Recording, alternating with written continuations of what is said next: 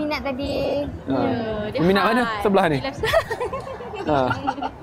Bella, fokus Bella. Kita dah jadi macam third wheeler lah, Yalah. bos. Okey, kepada semua, kalau Bella sebenarnya memang suka sangat Tila, tapi Bella akan minum yang manis-manis. Macam gulung laka tu, lepas tu dengan signature. Bella ada minum kopi tak? Tak ada. Oh, Bella dia Okey. dia memang tidak suka kopi. Tea aja. Saya bawa dia untuk minum kopi dekat Muar. Okey. Dia minum, dia cakap, sedap. Tapi saya tahu muka dia tak sedap. Masam. Bukan, dia bukan tak suka, dia kurang minat. Jangan minat. Itulah, sopan santunnya.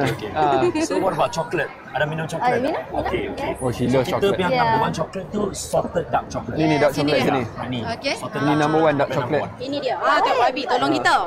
Why is Wow. it dark Tengok tu. chocolate? So dark chocolate dia memang ada pahit sikit Yeah. kan dekat belakang. Tapi hak ni tu dia ada salted aftertaste. of course. Because make it a bit more salty. But Bella likes milk chocolate. She doesn't like dark chocolate. Okay, then Yeah. we can introduce the signature Signature cocoa. cocoa. Yes. Ini bukan. Signature cocoa. Wait, Mana let me tu? see. Tidak ada di sini. Sekejap. I think it's not here. Signature Coco. Signature cocoa. Bella bukan saja dia tak suka dark chocolate, dia tak suka kalau warna tangan saya jadi dark chocolate juga. Tak boleh. That's why dia kasih banyak apa Dekat sini ke? sunblock. Sunblock. You ni. Mana ada? Sini ke? Serius lah. Dia bukan ni. Sekejap, I cari. Buat I cari. live tau. Minum lah. Nak minum lah. Bella tak nak mengaku. This Okay, one. Ani. Ni So this favorite Bella. original signature Oh wow, cocoa. okay. Wow. Okay, nanti nak kena try. kita beri bancuh. Boleh bancuh? Ya. Boleh kau? Wow, okay. special case ni. Bos yang buat ni. Itulah, saya tak ada pun. Saya kena ambil yang ni je.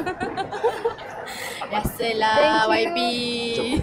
Okey, itu dia. Oh, shower milk One tea box tu ada wangi ke? berapa? Wax wangi. One box ada berapa session? One box ni ada 5 lima. ataupun 6 sachet. dia ada 5 atau 6 depending. Kalau macam signature milk ada 6, kalau dark chocolate ada 5. Kirakan nak buat satu gelas dalam RM2. Kalau dapat diskaun lagi lah yang buy 2 free 1.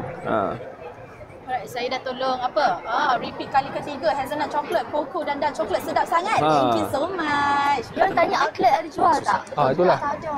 Belum lagi. Belum lagi. Insya-Allah, insya-Allah. Ya. Nanti kita bawa In the future, insyaAllah. Jadi sekarang ni peluang korang untuk dapatkan